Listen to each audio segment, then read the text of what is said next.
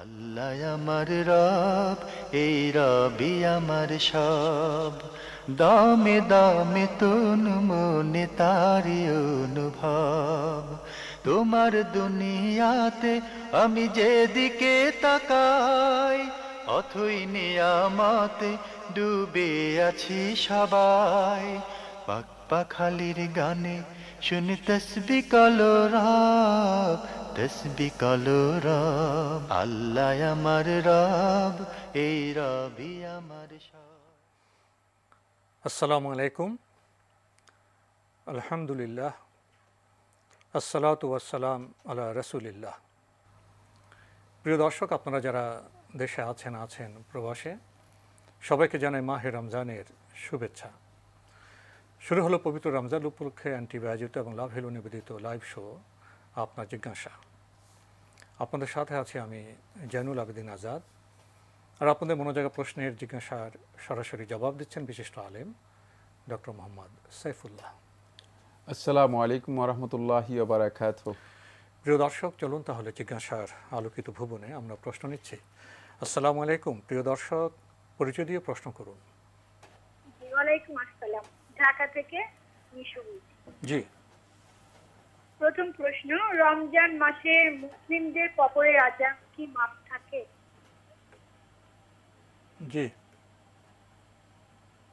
দ্বিতীয় প্রশ্ন, মানুষ যখন নামাজে দাঁড়ায় তখন মানুষের পাপগুলো ফেরেশতা দুই কাঁধে দেয়। কি মানুষ মানুষ যখন নামাজে দাঁড়ায় দাঁড়ায়? তখন পাপগুলো ফেরেশতারা দুই কাঁধে দিয়ে দেয়। হ্যাঁ, পাপ যখন রুকু আর সিজদা করে তখন পাপগুলো ঝরে ঝরে পড়ে। কথাটা কতটুকু সহিহ? ধন্যবাদ আপনাকে, খুবই সুন্দর প্রশ্ন করেছেন। রমজান মাসে কি মুসলমানদের কবরে আযাব বন্ধ থাকে? ধন্যবাদ। রমাদান মাসে মুসলমানদের কবর আযাব বন্ধ থাকে মর্মে আল্লাহ রাসূল সাল্লাল্লাহু আলাইহি ওয়াসাল্লামের কোনো সহিহ হাদিস পাওয়া যায় না যে রমাদান মাসে কবর আযাব বন্ধ থাকবে। আর কবর আযাবের মাসআলাটি মূলত নির্ভর করে আছে এটি মুসলমানদের মধ্যে যারা অপরাধী, বিভিন্ন অপরাধ করেছে এবং কবর আযাবের যে সমস্ত বিষয়গুলো রয়েছে, কারণগুলো রয়েছে, সেগুলো যারা করেছে তাদেরকে শাস্তি দেওয়া হয়ে থাকে। এটা সবার জন্য শাস্তি নয়। কবর আযাব কিন্তু কমনলি সকলের জন্য নয়, এটা খেয়াল রাখতে হবে। যারা মানে ওই যে অপরাধগুলো কবর আযাবের জন্য নির্দিষ্ট রাসূলুল্লাহ সাল্লাল্লাহু আলাইহি ওয়াসাল্লাম উল্লেখ করেছেন, সেগুলো যারা করবে তাদের জন্য কবর আযাবের এই শাস্তি হবে। বাকি রমাদান মাসে এই শাস্তিকে উঠিয়ে নেওয়া হবে রাসূলুল্লাহ সাল্লাল্লাহু আলাইহি ওয়াসাল্লামের সুস্পষ্ট কোনো হাদিস পাওয়া যায় না।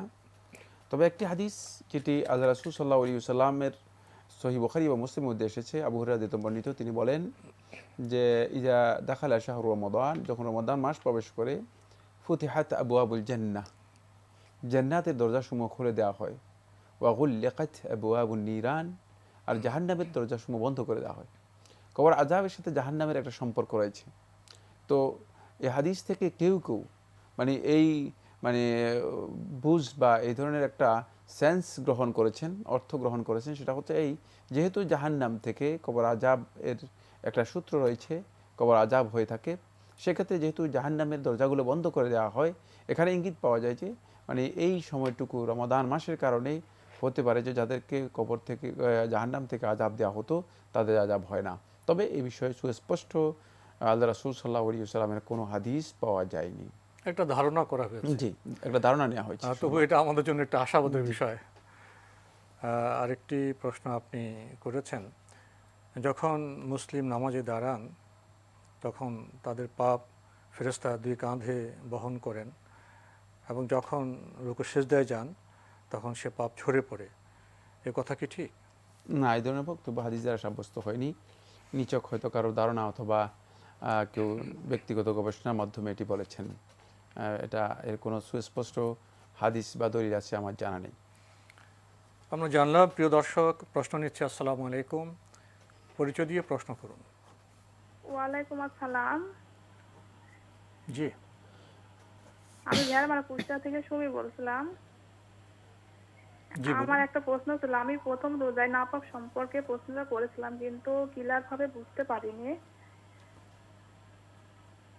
আমার নিজের থেকে হয়নি, পাশের বাড়িতে চোখে পড়ে গিয়েছিল। প্রশ্নটা হচ্ছে যে যে কোনো নাপাক কিছু হাতের তালুতে লেগে থাকে, ওই হাতে যদি তেল ব্যবহার করে, যেমন হাতের তালুতে তেল ঢেলে মাখছে এবং বোতল থেকে হাতের তালুতে তেল ঢালছে, তেল বেশি হলে আবার বোতলে ঢেলে রাখছে, বোতলে তেল যেখানে লাগবে সেখানে কি নাপাক হয়ে যাবে? পাশের বাড়ির বাচ্চাকে বোতলে তেল মাখাচ্ছে, ওই বাচ্চা আমার বাচ্চার সঙ্গে খেলছে, আমার বিছানায় উঠছে, আমার যে কাপড়ে ওই তেল লাগবে সে কাপড়ে কি নামাজ হবে? আমরা ওই বাড়ি থেকে গরুর দুধ কিনে থাকি, গরুর দুধ যখন সংরক্ষণ করে সেখন ওই তেল ব্যবহার করে থাকে। এখন কোরআন হাদিস অনুযায়ী কি করব? কোরআন হাদিস অনুযায়ী বুঝিয়ে বলবেন। আপনার পাশের বাড়ি থেকে আপনার হাতে ময়লা লেগেছে, কিভাবে, কি ময়লা? এখন নাপাক কিছু হাতের সাথে লেগেছিল, আমি মানে জিনিসটা ওখানে উপস্থিত ছিলাম। না, পাশের বাড়ি থেকে আপনার বাড়িতে আপনার হাতে কিভাবে এসে লাগবে? না, ওই বাড়ির থেকে লাগছিল, ওই বাড়ির মানুষের হাতের সাথেই লেগেছিল। আমি ওই সময় কি ওখানে কি কি ময়লা লেগেছে? নাপাক কোনো কিছু ছিল। নাপাকটা কি, রূপ কি, তার নাম কি, কিসের নাপাকি? আপনি কি বুঝতে পেরেছেন? যে আমি প্রশ্ন বুঝতে পেরেছি। ধন্যবাদ আপনাকে। আমরা এই প্রশ্নের উত্তর দিয়েছিলাম মানে গতকালের আগে, মানে পরশু দিয়েছিলাম। তিনি হয়তো বুঝতে ব্যর্থ হয়েছেন অথবা বুঝতে পারেননি। এই প্রশ্নের উত্তর হচ্ছে না, এর কারণে আপনার পোশাকও নাপাক হবে না, আপনার ঘরের যেই আপনার হাতও নাপাক হবে না, নামাজ পড়তে কোনো ধরনের বাধা নেই। আমি স্পষ্ট করে বলেছি, বুঝতে কি কারণে অসুবিধা হয়েছে সেটা আমি জানি না। জি, কঠিন করবেন না, বিষয়গুলোকে সহজভাবে বোঝার চেষ্টা করুন এবং মানুষের সীমাবদ্ধতাকেও বোঝার চেষ্টা করুন। আমরা প্রশ্ন নিচ্ছি। আসসালামু আলাইকুম, পরিচয় দিয়ে প্রশ্ন করুন। আসসালামু আলাইকুম। ওয়ালাইকুম আসসালাম। আমি ঢাকা রামপুরা থেকে বলছিলাম। জি, আমার নাম রায়হান। বলুন। আমার আম্মু একজন সরকারি চাকরিজীবী, সরকারি স্কুলের টিচার। প্রশ্নটি করুন। জি, আমার আম্মু জানতে চাচ্ছিল যে প্রভিডেন্ট ফান্ডে যে সরকার থেকে যে মুনাফাটা দেওয়া হয়, যে এটা কি বৈধ হবে কিনা নেওয়া? ধন্যবাদ আপনাকে। পেয়েছেন প্রশ্ন পেয়েছি। প্রভিডেন্ট ফান্ডে যেই মুনাফা দেওয়া হয় তাকে, সেটা যদি সুদের ভিত্তিতে দেওয়া হয় তাহলে এটি হালাল হবে না। সেক্ষেত্রে তিনি শুধুমাত্র তার যেই মূলধন তার কাছ থেকে কেটে রাখা হয়েছে, কর্তৃত যে টাকা রয়েছে সেটা তিনি গ্রহণ করতে পারবেন। আর বাকি যেই অতিরিক্ত টাকা আসবে, সেই অতিরিক্ত টাকার মালিকানা তার সাব্যস্ত হবে না। তিনি সেগুলো কল্যাণমূলক কাজে, ভালো কাজে ব্যয় করতে পারবেন, ব্যক্তিগতভাবে খরচ করতে পারবেন না। আর যদি সেটা সুদের ভিত্তিতে না দেওয়া হয় তাকে, এর ভিত্তি যদি সুস্পষ্ট থাকে, উল্লেখ থাকে, সেটা যদি কর্তৃপক্ষের পক্ষ থেকে হয় অথবা সরকারের পক্ষ থেকে হয় অথবা সেটা বেনিফিট এর ভিত্তিতে অথবা ইনভেস্টের ভিত্তিতে দেওয়া হয় তাকে, তাহলে সেটা গ্রহণ করা জায়েজ রয়েছে। যেহেতু এটা প্রফিট হিসেবে ধরা হবে, তখন লভ্যাংশ হিসেবে এটা গ্রহণ করা তার জন্য জায়েজ হবে। এখানে ক্লিয়ার করতে হবে যে তিনি আসলে এই যে অতিরিক্তটুকু পাচ্ছেন সেটা কিসের ভিত্তিতে পাচ্ছেন, ভিত্তিটা কি, যে এর ভিত্তিটা সুদ না হালাল লাভ। জি হ্যাঁ, সেখানে যদি সুদ এর উল্লেখ থাকে তাহলে সেটা সুদ হবে, কোনোভাবেই তার মালিকানা সাব্যস্ত হবে না, তিনি সেটা গ্রহণ করতে পারবেন না, শুধু মূলটাই তিনি খরচ করতে পারবেন। প্রিয় দর্শক, আমরা জানলাম। প্রশ্ন নিচ্ছি। আসসালামু আলাইকুম, পরিচয় দিয়ে প্রশ্ন করুন। জি, আমি মোহাম্মদ আলমগীর হোসেন। আমার একটা প্রশ্ন হলো, তারাবির নামাজ একা একা পড়লে সূরা আওয়াজ করে পড়া যাবে কিনা? ধন্যবাদ আপনাকে। পেয়েছেন তো প্রশ্ন? জি, তারাবির সালাত যদি একাকী পড়েন সূরা আওয়াজ করে পড়তে পারবেন কিনা? হ্যাঁ, আওয়াজ করে সরবে পড়তে পারবেন, এটি জায়েজ। রাতের নামাজ সবগুলোতেই সরবে তেলাওয়াত করা জায়েজ রয়েছে। তার মধ্যে কিয়ামুল লাইল, কিয়ামুর রমাদান, সালাতুল লাইল, সালাতুত তাহাজ্জুদ, সবগুলোতে আপনি তেলাওয়াত আওয়াজ করে পড়তে পারবেন। তবে সেটা নির্ভর করবে যে কোথায় আওয়াজ করতেছেন, কোন পর্যায়ে আওয়াজ করতেছেন। ঘরে অনেক জোরে আওয়াজ করে পড়লে হয়তো, যদি ঘুমে থাকে লোকেরা, সেখানে লোকেরা ডিস্টার্ব যদি হয়, সেক্ষেত্রে আওয়াজের মাত্রা হবে। কোনো কোনো আওয়াজ হচ্ছে, এটাকে জাহার বলা হয় তাকে, এটা হচ্ছে অনেক জোরে আওয়াজ করে লাউডলি পড়া। আরেকটা হচ্ছে তাকাফুত। তাকাফুত হচ্ছে যে এমন আওয়াজ, একটু জোরে পড়লেন কিন্তু মানে এটা আপনি শুনতে পাচ্ছেন অথবা পাশে যারা আছে তারা শুনতে পাচ্ছে, কিন্তু দূর থেকে অনেকে শুনতে পারবে না। সুতরাং এক্ষেত্রে উত্তম হচ্ছে যেটা, সেটা হলো তাখাফুত করা। যেহেতু ঘরের সালাতের জন্য মানে অনেক জোরে কেরাত পড়ে, মানে ঘরে অন্যান্য যারা আছে তাদের বিভিন্ন সমস্যা সৃষ্টি করা অথবা ঘুমের ডিস্টার্ব করা, এটি উচিত হবে না। আমরা জানলাম। প্রিয় দর্শক, প্রশ্ন নিচ্ছি। আসসালামু আলাইকুম, পরিচয় দিয়ে প্রশ্ন করুন। জি, আমি মালিবাগ থেকে বলতেছি। জি বলুন। আমার কিছু টাকা বিকাশে ছিল আর কি, গ্রামে আমি জাকাতের টাকা দেওয়ার জন্য বিকাশে রাখছিলাম, কিন্তু আজকে আমার টাকাগুলো হ্যাকার নিয়ে গেছে। তো এই ক্ষেত্রে কি আমার জাকাতের টাকাটা নতুন করে দিতে হবে, না ওইটা নিয়ে গেছে আর কি টাকাটা? আপনার প্রশ্নটা আমরা ঠিক বুঝতে পারি না। আপনার কিছু টাকা আছে, এই তো? জি, টাকাটা আমার বিকাশে, আমি বুঝতে কিছু পেরেছি। টাকা 20,000 টাকার মতো আর কি বিকাশে ছিল, আমি গ্রামে পাঠানোর জন্য বিকাশে ইয়ে করছিলাম আর কি। আপনি ওখান 20,000 থেকে- টাকা না? জি, হ্যাকারে নিয়ে গেছে আমার থেকে ওই টাকাটা। বুঝতে পেরেছি। জি না না, 20,000 টাকা জাকাত হবে? না, মানে উনি মানে আচ্ছা, 20,000 টাকা, আপনার প্রশ্ন পেয়েছি। জি জি, বলুন। মানে উনি জাকাত দেওয়ার জন্য 20,000 টাকা বিকাশে রেখেছিলেন, ইনক্যাশ করেছিলেন। ও, জাকাতে হিসাব করা, ক্যাশ ইন 20,000 টাকা ওনার জাকাত এসেছে। হ্যাঁ, জাকাতের, জি। কিন্তু সেটা হ্যাকার নিয়ে গিয়েছে, হ্যাকিং হয়ে গেছে। হ্যাকিং হয়ে গেছে। যাই হোক, এখন আপনি যেহেতু জাকাত আদায় করতে পারেননি আর আপনার কাছ থেকে আপনার টাকা হারিয়ে গেছে, সেক্ষেত্রে আপনার যদি জাকাতযোগ্য সম্পদ থাকে, আবার আপনাকে জাকাত বের করতে হবে। জাকাত বের করতে হবে, কারণ আপনার কাছ থেকে টাকা এমনি যদি চুরি হয়ে যায়, তারপরেও যদি হিসাব করে আপনার মানে জাকাতযোগ্য নিসাব পরিমাণ টাকা থাকে, তাহলে আপনাকে সেখান থেকে জাকাত বের করতে হবে। মনে করলেন এটা আপনার কাছ থেকে চুরি হয়ে গিয়েছে, কারণ আল্লাহ রাব্বুল আলামিনের কাছ থেকে চুরি হয় নাই। কারণ আপনি যদি বন্টন করে ফকিরদেরকে দিয়ে দিতেন, তাহলে ফকিরদের কাছ থেকে চুরি হয়ে গেলে মানে আল্লাহ তাআলার হক চুরি হয়ে গিয়েছে, সেক্ষেত্রে আপনার দায়িত্ব নেই। মানে ওনাকে আবার কিন্তু দিতে হবে। এটা আপনার কাছ থেকে চুরি হয়েছে, সুতরাং এর দায় আপনাকে, এর লায়াবিলিটি আপনাকেই বহন করতে হবে। আল্লাহ আমার রব, এই রবি আমার সব।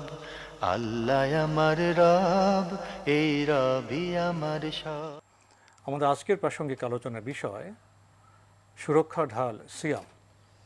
ধন্যবাদ। অত্যন্ত গুরুত্বপূর্ণ একটি বিষয়। আসলে সিয়াম এটি আমাদেরকে সুরক্ষা করে থাকে অনেকগুলো বিষয় থেকে। রাসূলুল্লাহ সাল্লাল্লাহু আলাইহি ওয়াসাল্লামের অনেকগুলো হাদিস এই মর্মে রয়েছে। শেখ মোহাম্মদ নাসিরুদ্দিন আলবানী রাহিমাহুল্লাহ তাআলা সব হাদিসগুলোকেই সহিহ এবং হাসান বলেছেন। একটি হাদিস আমরা দেখি, যে হাদিসটি ইমাম আহমদ ইবনে হাম্বল রাহমাতুল্লাহ তাআলা মুসনাদের মধ্যে বর্ণনা করেছেন, ইমাম নাসাই সুনানের মধ্যে বর্ণনা করেছেন। ওসমান ইবনে আবি আস রাদিয়াল্লাহু আনহু থেকে তিনি বলেন, রাসূলুল্লাহ সাল্লাল্লাহু আলাইহি ওয়াসাল্লাম ইরশাদ করেছেন, আস-সাওমু জুন্নাতুন মিন আযাবিল্লাহ, যে রোজা হচ্ছে তোমাদের জন্য একটা রক্ষা ঢাল, মিন আযাবিল্লাহ, আল্লাহর আযাব থেকে।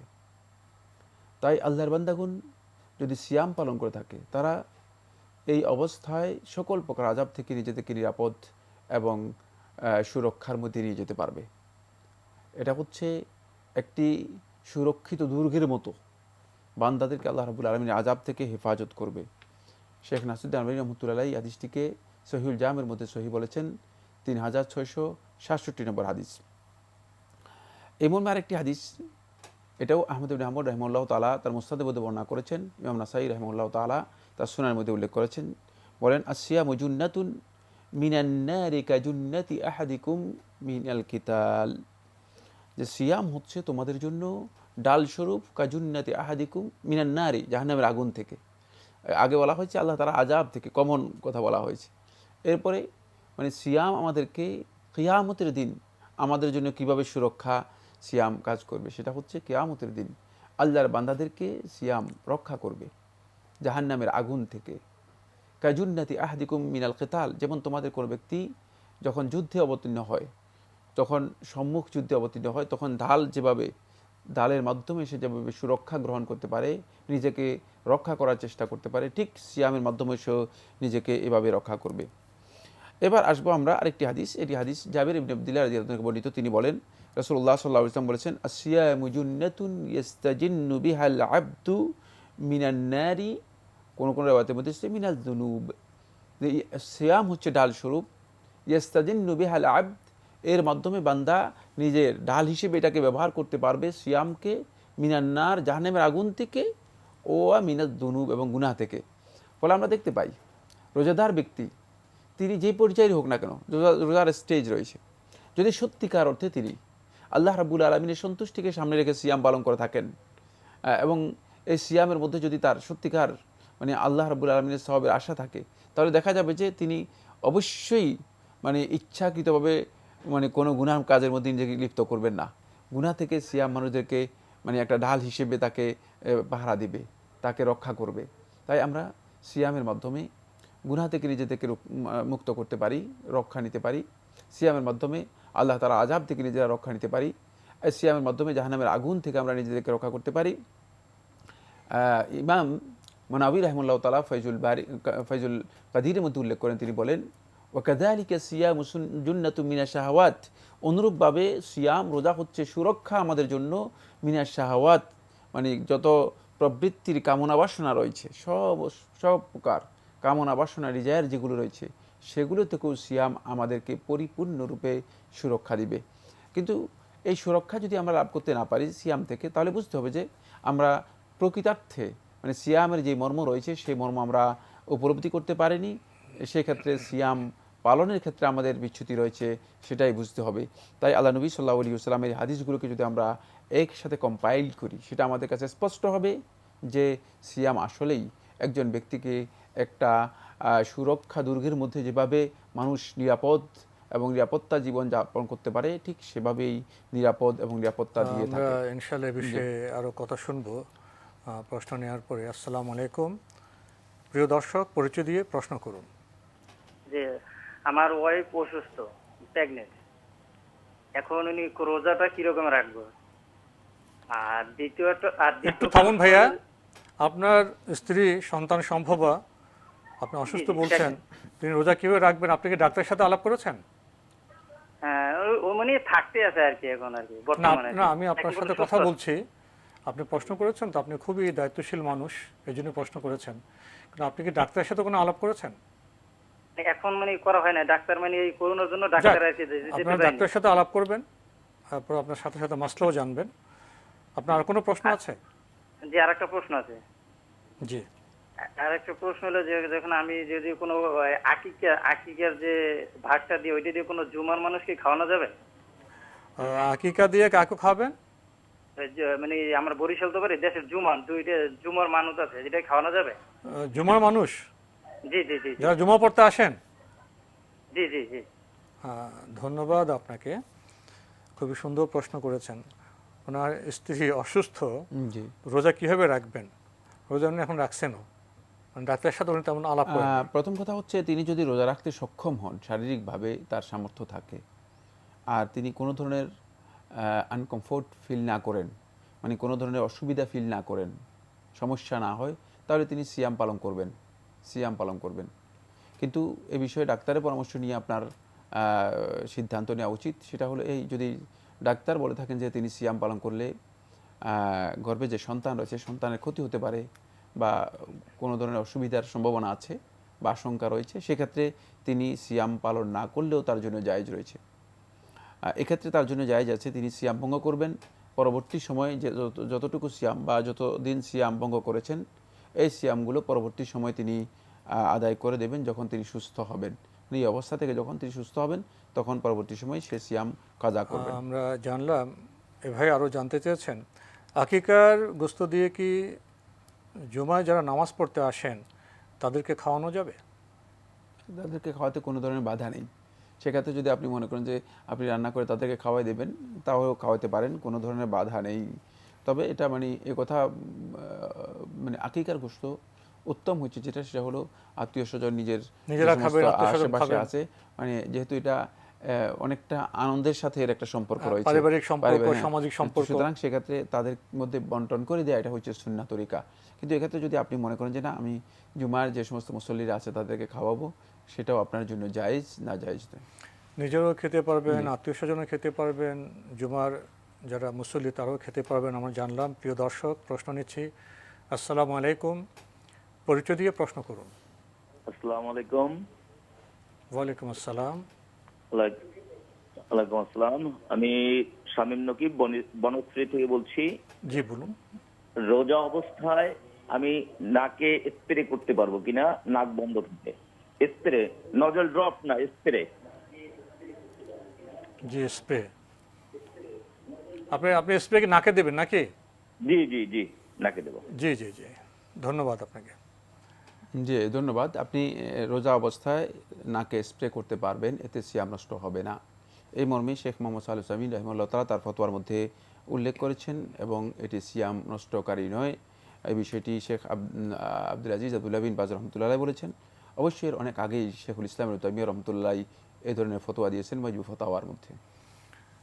স্প্রে দিতে পারবেন রোজা রেখেও, আমরা জানলাম। প্রিয় দর্শক, প্রশ্ন নিচ্ছি। আসসালামু আলাইকুম, পরিচয় দিয়ে প্রশ্ন করুন। জি, আমি মিরপুর থেকে বলছিলাম। জি বলুন। আমার প্রশ্ন হচ্ছে ইফতারি সম্পর্কে। আমার ইফতারি তো সময় হচ্ছে সূর্যাস্তের সাথে সাথে, তো আমরা মোবাইলের মাধ্যমে জানতে পারি যে সূর্যাস্তের সময় তো সকল টিভি চ্যানেলে দেখা যায় যে সূর্যাস্ত থেকে ৩-৪ মিনিট পর তারা ইফতারের সময়টা দিয়ে থাকে। তো এতে করে যারা জানে না তাদের অবস্থা কি হবে, এটা একটু জানতে চাচ্ছিলাম যে কেউ গুনাহগার হবে কিনা। ধন্যবাদ আপনাকে। প্রশ্ন পেয়েছেন তো? প্রশ্ন পেয়েছি। এবার প্রশ্ন হচ্ছে যে ইফতারির সময় নিয়ে সূর্যাস্তের সাথে সাথে ইফতারি করা হচ্ছে সুন্নাহ।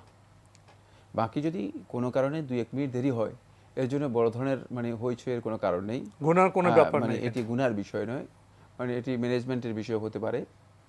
বাংলাদেশের যখন এই ক্যালেন্ডার তৈরি করা হয় তাকে, তখন সৈয়দ মুফতি আমিনুল হাসান আল মুজাদ্দিদি রাহিমাহুল্লাহ তাআলা তিনি সেখানে সতর্কতামূলক 3 মিনিট সময় অ্যাড করেছেন। এই সতর্কতার কারণ ছিল তখন ঘড়ির মানে যেই অবস্থা ছিল, টাইমিংটা অনেক সময় দেখা যেত একজনের ঘড়িতে এক ধরনের টাইম, একজনের ঘড়িতে এক ধরনের টাইম, মানে সবাই যথাযথ টাইম ফিক্সড করতে পারতো না। বর্তমানে যে এত ডিজিটাল ডেভেলপ করেছে সব দিক থেকেই, তারপরে আপনি দেখবেন যে আপনার টাইমের সাথে আমার ঘড়ির টাইমের মিল নেই, এ ধরনের হতে পারে। সুতরাং 1-8 মিনিট নিয়ে হইচইয়ের কোনো বিষয় নেই, এটি একেবারেই গর্হিত বা নিষিদ্ধ কিছু নয়। সেটা হচ্ছে যদি ইচ্ছাকৃতভাবে কেউ ইফতার করতে গিয়ে ডিলে করে থাকে, তাহলে সে সুন্নাহ পরিপন্থী কাজ করলো, এটা তার জন্য ইচ্ছাকৃতভাবে ডিলে করলো। কিন্তু 1-8 মিনিটের বিষয়টি খুব বেশি ভয়ঙ্কর কিছুই নয়। তবে এক্ষেত্রে উত্তম হচ্ছে যেটা, সেটা হলেও কোনো সন্দেহ নেই, লা ইয়াজালুন নাসু বিখাইরিন মা আজ্জালুল ফিতর। যেহেতু রাসূলুল্লাহ সাল্লাল্লাহু আলাইহি ওয়াসাল্লাম হাদিসের মধ্যে বলেছেন, আল্লাহর বান্দাগণ, ইমানদারগণ ততদিন পর্যন্ত কল্যাণের উপর সুপ্রতিষ্ঠিত থাকবে, মা আজ্জালুল ফিতর, যতদিন পর্যন্ত তারা সময় মতো তাড়াতাড়ি করে ইফতার করে নেবে। সময় হলেই তাড়াতাড়ি করে ইফতার করেন, এটা হচ্ছে সুন্নাহ, কোনো সন্দেহ নেই। এক্ষেত্রে অ্যাপস অনুসরণ করে আপনি ইফতার করতে পারেন, তবে আপনার টাইম ঠিক থাকতে হবে। কারণ টাইমে যদি আপনার মানে 5 মিনিট আগে আপনার টাইম মানে থাকে, আর আপনি সেই অ্যাপস দিয়ে যদি আপনি ইফতার করেন, তাহলে কিন্তু আপনি আবার বড় ধরনের সমস্যার মধ্যে পড়ে গেলেন। এক্ষেত্রে টাইম যদি ঠিক থাকে, তাহলে আপনি অ্যাপসের অনুসরণ করে ইফতার করতে কোনো বাধা নেই, আজানের জন্য অপেক্ষা করতে হবে না। আল্লাহ আমার রব, এই রবি আমার সব। আল্লাহ আমার রব, এই রবি আমার সব। আজকের প্রাসঙ্গিক আলোচনার বিষয় সুরক্ষা ঢাল সিয়াম। আপনি কিছু কথা বলছিলেন। সুরক্ষা ডাল সিয়াম সম্পর্কে আমরা কথা বলছিলাম। আপনার যে ডাল, এই ডালটা আপনার যদি মানে ঠিক থাকে, তাহলে অবশ্যই আপনাকে প্রোটেক্ট করবে, নিরাপত্তা পাবো, মানে নিরাপদে রাখবে। কিন্তু ডাল যদি ভেঙে যায় অথবা ডালের মধ্যে যদি ছিদ্র হয়ে যায়, তাহলে কিন্তু আপনার ক্ষতি হয়ে যাবে, নিরাপত্তা পাবেন না।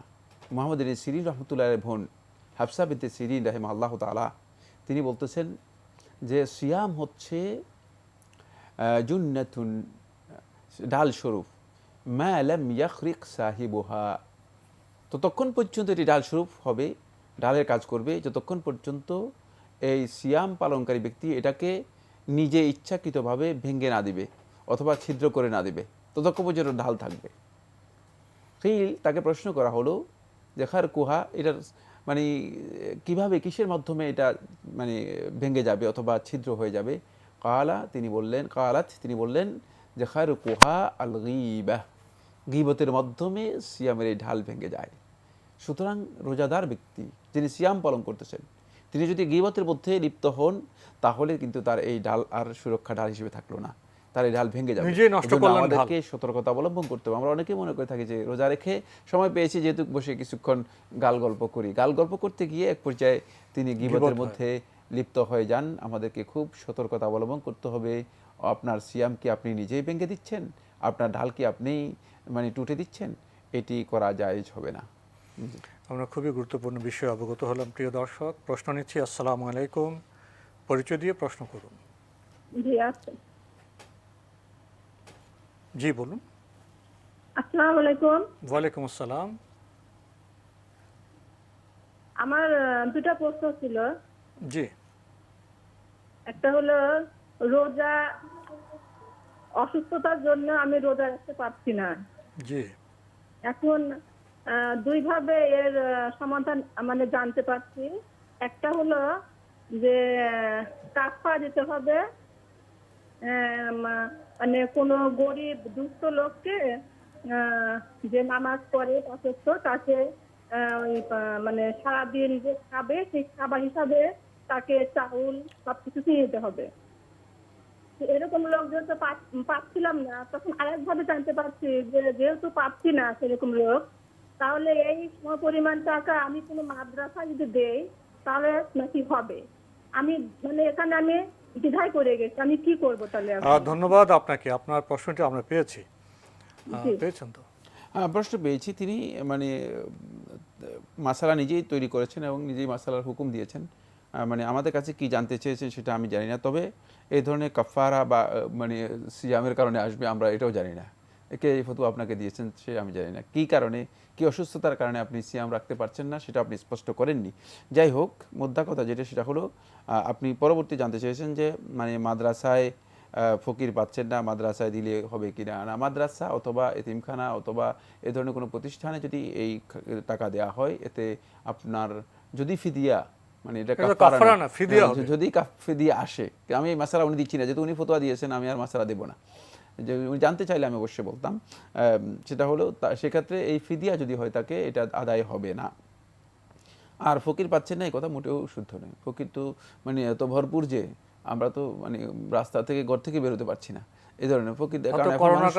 এখন এখন সাধারণ ইনকাম যাদের ছিল তারাও এখন ফকির হয়ে গিয়েছে, মানে যেহেতু তাদের অফিস আদালত কাজ করে, যাদের খাওয়ার প্রয়োজন আছে তাদেরকে দিয়ে দিতে পারেন। যাদের খাবারের প্রয়োজন রয়েছে তাদের সবাইকে দিয়ে দিতে পারেন। এর জন্য মানে কোন পর্যায়ের ফকির আপনি তালাশ করতেছেন সেটা আমি জানি না।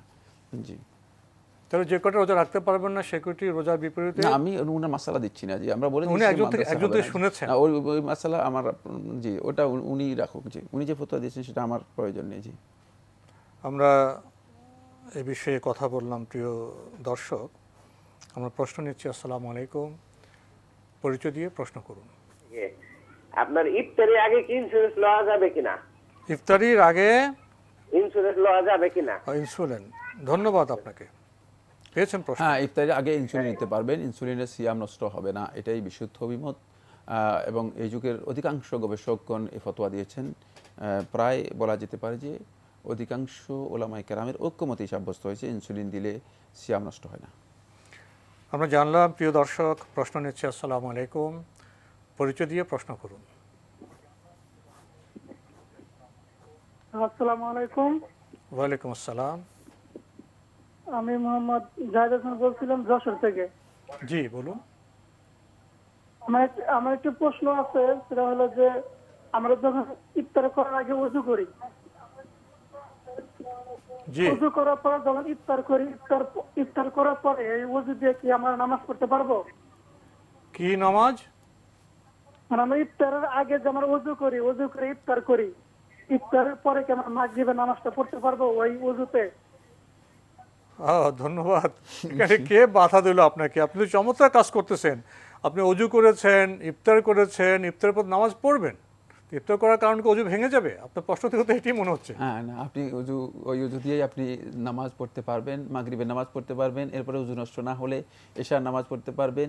এরপরে যদি অজু নষ্ট না হয় ফজরের নামাজ পড়তে পারবেন, কোনো অসুবিধা নেই। ইফতার বা খাওয়ায় অজু নষ্ট হওয়ার কোনো কারণ না থাকলে আপনি ওই অজু দিয়ে সালাত আদায় করতে পারবেন। আমরা জানলাম। প্রিয় দর্শক, প্রশ্ন নিচ্ছে। আসসালামু আলাইকুম, পরিচয় দিয়ে প্রশ্ন করুন।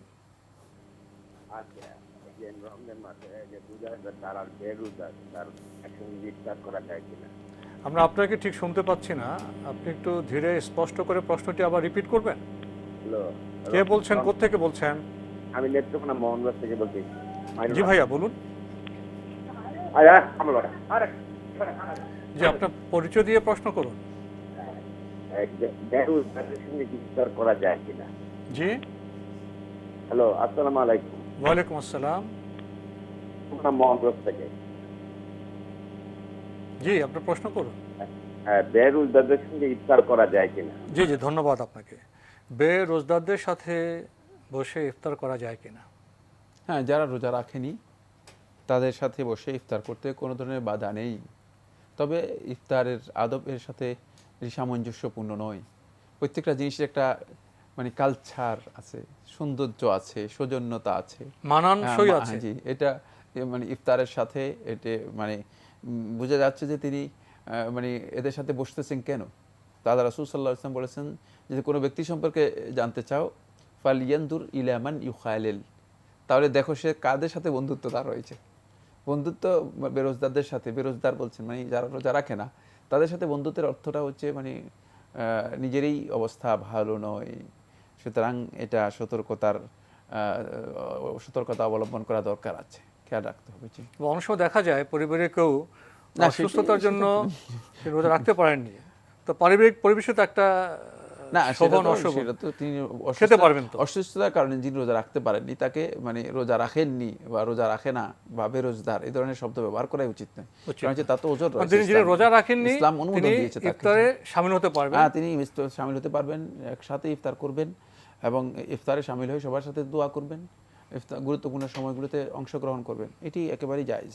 আমরা জানলাম। প্রিয় দর্শক, প্রশ্ন নিচ্ছি। আসসালামু আলাইকুম, পরিচয় দিয়ে প্রশ্ন করুন। আসসালামু আলাইকুম। ওয়ালাইকুম আসসালাম।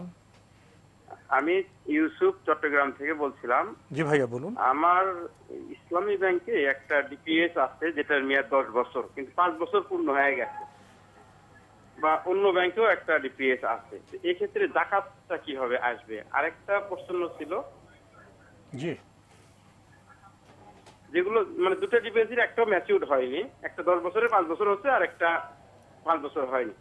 আর দ্বিতীয় প্রশ্ন ছিল, সেটা হলো আমি একটা প্রাইভেট কোম্পানিতে জব করি যেখানে প্রভিডেন্ট ফান্ড গ্র্যাচুইটি আছে, এগুলোর সাথে যাকাতের সম্পর্ক আছে কিনা? ধন্যবাদ এবং আপনাকে। আমার ওয়াইফের যে মানে গহনা আছে ওগুলোর সাথে ওই জায়গা আমাকে দিতে হবে না তাকে দিতে হবে, এটা। ধন্যবাদ আপনাকে। আপনার ডিপিএস আছে মেয়াদি 5 বছর 10 বছর মেয়াদি, ম্যাচিউরড হয় নাই, এগুলি জাকাতের অবস্থা কেমন হবে? এগুলো যতক্ষণ পর্যন্ত আপনার ম্যাচিউর না হবে এবং আপনার হাতে মানে পরিপূর্ণরূপে টাকা না আসবে ততক্ষণ পর্যন্ত জাকাত আসবে না। যখন টাকা হাতে আসবে তখনই আপনি পরিপূর্ণরূপে আপনার যেই মূলধন আছে এবং লাভ আছে লভ্যাংশ সেটা সহ একসাথে যোগ করে পরিপূর্ণ জাকাত আদায় করবেন।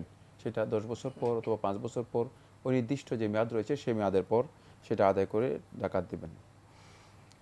আপনি আরও দুটি বিষয়ে প্রশ্ন করেছেন। আপনি চাকরি করেন, এখানে আপনি পিএফ প্রভিডেন্ট ফান্ডের কথা উল্লেখ করেছেন, গ্র্যাচুইটির কথা উল্লেখ করেছেন। চাকরি থেকে আপনি বিদায় নেওয়ার পর তো আপনি গ্র্যাচুইটির টাকা একসাথে পাবেন, সেটা একটি বিষয়। প্রভিডেন্ট ফান্ডের টাকাও আপনি তখন পাবেন। টাকা পেয়ে গেলে উনি জাকাতের কি ব্যবস্থা করবেন? এই দুটি আপনি যখন টাকা পাবেন, টাকা পাওয়ার পরে আপনার কাছে 1 বছর যদি থাকে তাহলে আপনার উপর জাকাত আসবে, টাকা পাওয়ার আগে নয়। টাকা পাওয়ার পরে 1 বছর যখন আপনার হাতে থাকবে তখন 1 বছর পরিপূর্ণ অতিক্রান্ত হওয়ার পর আপনার উপর জাকাত আসবে। জি, আপনি স্ত্রীর গহনা মালিক যদি স্ত্রী হয়, জি, জাকাত তাহলে জাকাত আসবে। গহনা যার মালিক রয়েছে তার উপর জাকাত আসবে, কারণ সম্পদের উপর জাকাত ওয়াজিব হয়, জাকাত ব্যক্তির উপর ওয়াজিব হয় না। সুতরাং এক্ষেত্রে আপনার উপর জাকাত ওয়াজিব হবে না, জাকাত ওয়াজিব হবে ওই গহনার উপর, যদি গহনার উপর ওয়াজিব হয় জাকাত। যদিও এই মাসালা আপনি আমাদেরকে জিজ্ঞেস করেননি, সেক্ষেত্রে গহনা থেকেই তাকে জাকাত পরিশোধ করতে হবে যদি তিনি জাকাত দেন। আর যদি স্বামী চান স্ত্রীর জাকাতে অর্থ পরিশোধ করবেন, সেই সুযোগ তো তার আছে। সেটা নাজায়েজ কিছু নয়, সেটা তো আপনি যে কোনো ব্যক্তির জাকাত যদি পরিশোধ করে দেন করে দিতে পারবেন। প্রিয় দর্শক, সময়ের কারণে আমরা আজকে আর প্রশ্ন নিতে পারছি না, তবে আপনাদের অবগতির জন্য আমরা জানাতে পারি আপনার জিজ্ঞাসা অনুষ্ঠানটি আপনারা এনটিভি অনলাইনে দেখতে পারবেন। ভিজিট করুন www.ntvbd.com। এছাড়া ইউটিউবে এবং আমাদের ভেরিফাইড ফেসবুকে অনুষ্ঠান দেখতে পারবেন। তো আজকে আমাদের এখানে শেষ করতে হচ্ছে। আপনাকে অনেক ধন্যবাদ। আপনাকে অশেষ ধন্যবাদ। প্রিয় দর্শক, রমজান আসলো এবং দিন দিন করে রমজান গত হচ্ছে, কিন্তু রমজান থেকে আমরা কতটা ফায়দা নিতে পারছি? রমজানি কোরআনের সাথে আমাদের সম্পর্কটা কেমন? একটি কোরআন পাঠের সম্পর্ক আর একটি কোরআন অধ্যয়নের সম্পর্ক, এই প্রশ্ন রেখেই আজকের অনুষ্ঠান শেষ করছে। প্রিয় দর্শক, মহান আল্লাহ আমাদের সবাইকে নিরাপদে রাখুন শান্তিতে। আসসালামু আলাইকুম। আল্লাহ আমার রব, এই রবি আমার সব, দামে দামে তুন মনে তারি অনুভব। আল্লাহ আমার রব, এই রবি আমার সব।